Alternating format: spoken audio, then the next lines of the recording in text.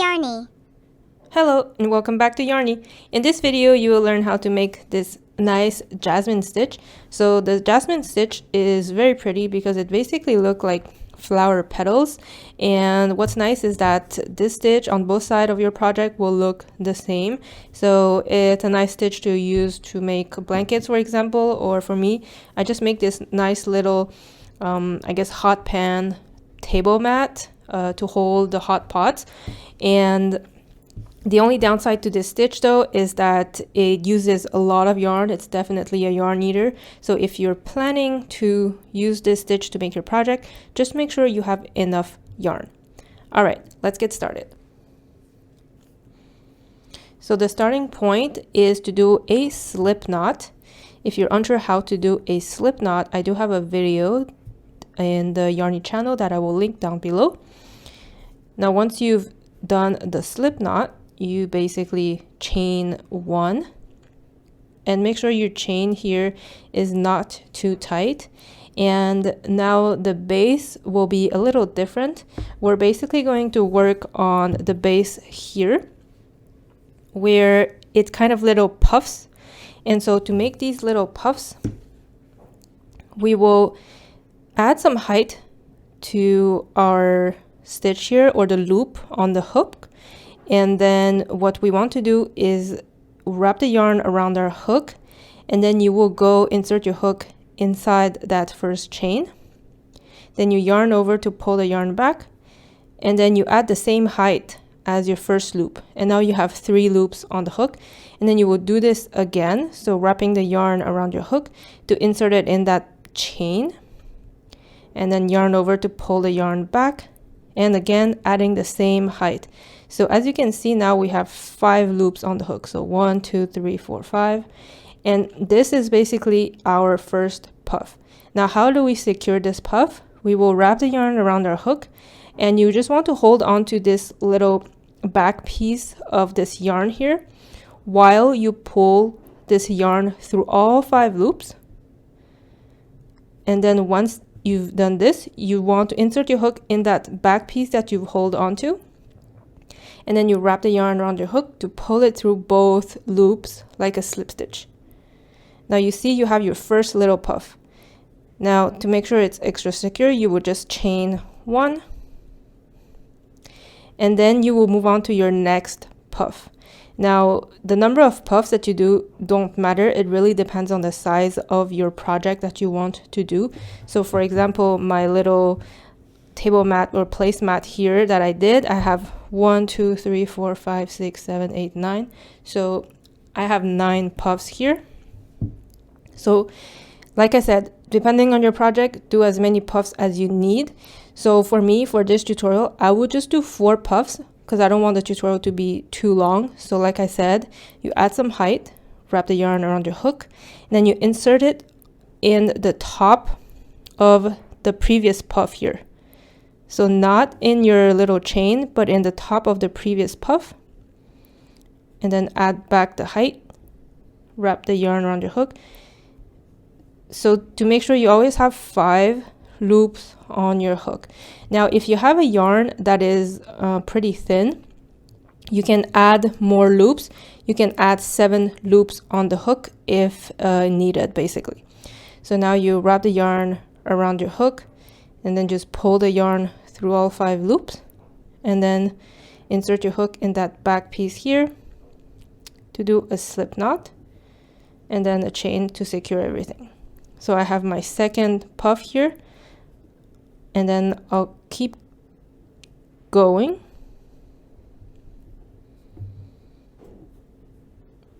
So every time you wrap the yarn around your hook and insert it in the previous puff and pull it back, you're adding 2 loops on the hook. So wrap the yarn around your hook, hold on to this back piece here in order for your hook to come back, and insert it in that little space and slip stitch. So add a chain, and then add some height, yarn over to go do your loops to do the puff,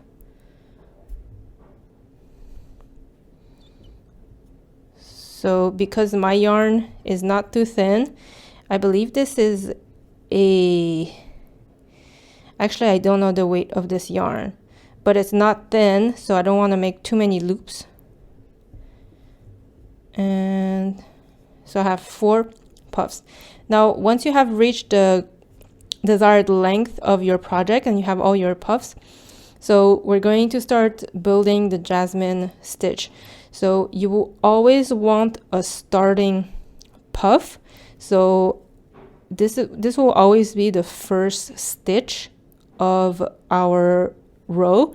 So after you've done this, you definitely want to chain 1, and then you want to add some height. You do the same steps. So you do your puffs as usual, inserting the hook in the previous puff here. And then once you have 5 loops on your hook, like this, so you will do this puff just like the others, holding your yarn, pulling the yarn through all 5 loops, and then securing the puff with a slip stitch, and then again a chain. So now this is, we consider this last puff here as basically the first stitch of the next row. So the Jasmine stitch, how you're going to work it is that you will insert your hook in the first point here, and then the second point here, and the third point. So your Jasmine stitch always work from first point, second point, third point. So what I mean by this is now we're going to add height to our stitch just like we've done previously, wrapping the yarn around our hook, insert it in the puff, the previous puff, pull the yarn back so you have 3 loops. We're going to do it again. So you see I have 5 loops on my hook, but we will not be closing this stitch because we want to work in the second point. We completed the first point here. Now in the second point, I will wrap the yarn around my hook and insert it in the second point to pull the yarn back. And now I have 2 loops on my hook. I will do this one more time. Insert it in the second point. And now I have basically 4 loops on my hook from the second point here. So I have 5 loops on my hook from the first point, 4 on the second point, and I will add 4 in the third point. This.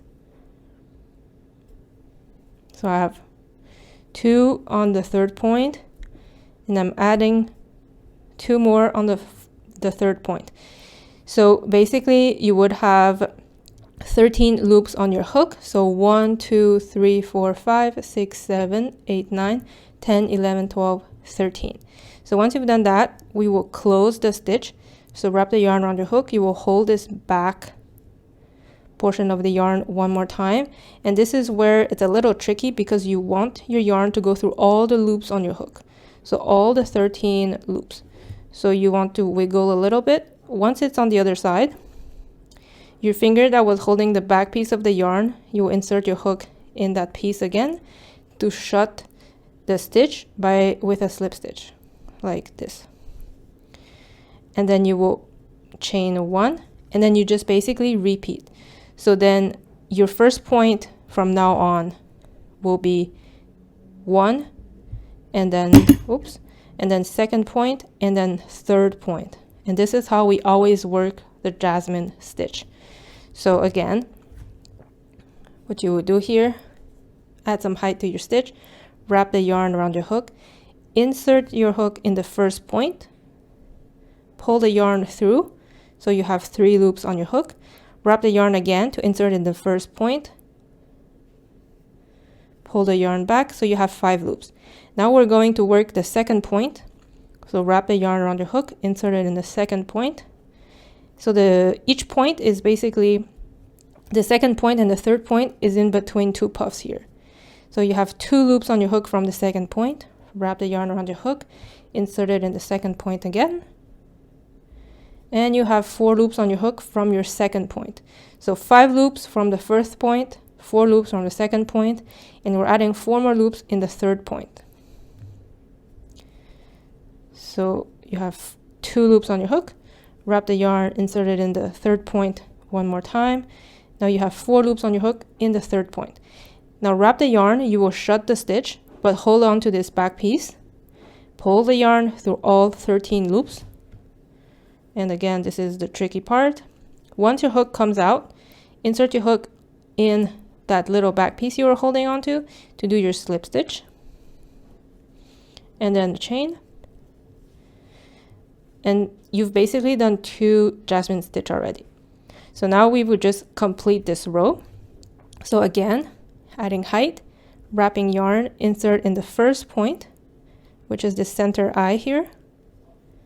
Pull the yarn back, add more height, again in this first point, and then you have 5 loops. Moving on to the second point at the bottom here, in between the 2 base puff, wrap yarn, insert in the second point, pull the yarn back, you have 2 loops from the second point, wrapping yarn, inserted in the second point, pull the yarn back, you have 4 loops on the second point. We're going to do in the third point. So basically wrapping the yarn, inserting and pulling back. So once you have the 13 loops on your hook, wrap the yarn, hold on to this back piece here. Now pull the yarn through all 13 loops. And then insert your hook in the back piece here to do a slip knot, like a slip stitch, not a slip knot. And then a chain. And now we're arriving basically at this last stitch. So the last stitch, it's also working 3 points. So as usual, your first point in the eye here, second point in between the 2 puff stitch here. The third point is going to be this first chain that you did when we started the first foundation row. So again, height, wrapping yarn, insert in the first point. And then I'm doing basically my 5 loops, as you can see here. Now moving on to the second point to add 4 loops on the hook. So I added 2. Now I have 4, and adding 4 more in the last point here, which is the first chain we did in the foundation row.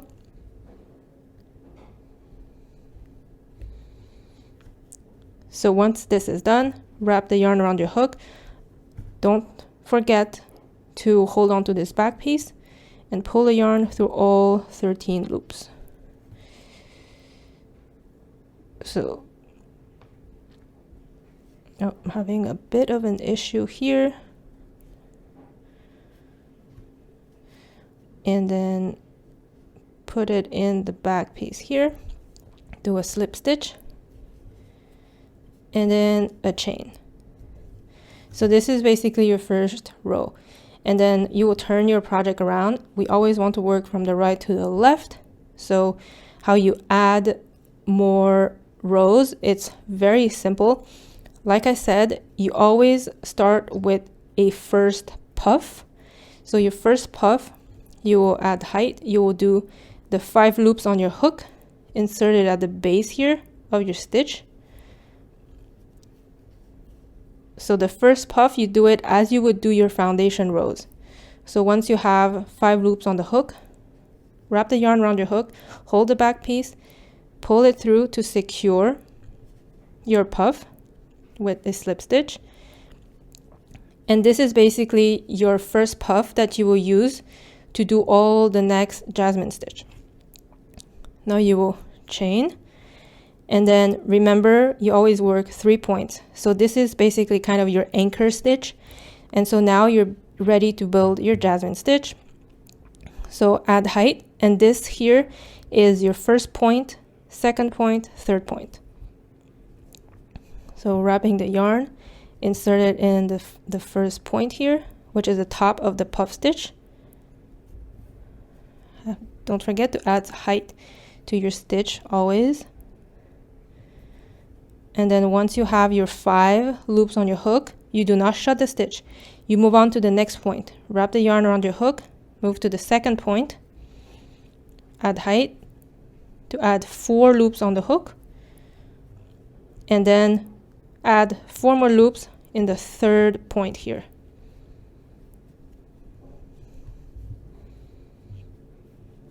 Once you've done that, wrap the yarn around your hook, pull the yarn, hold on to this back piece, pull the yarn through all 13 loops. Okay, and then secure the stitch just like this, and then a chain. So this is basically how you do the Jasmine stitch. So I'll do it one more time. So at height, wrap the yarn on your hook, insert it in the first point here.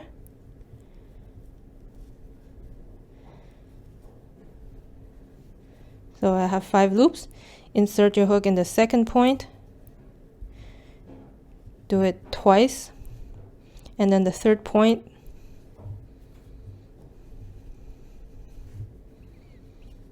And then hold on to this back piece.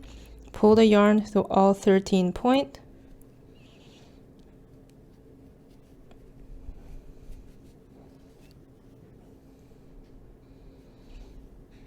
And then shut the stitch and chain. So if you keep doing this, you'll end up with a product like this,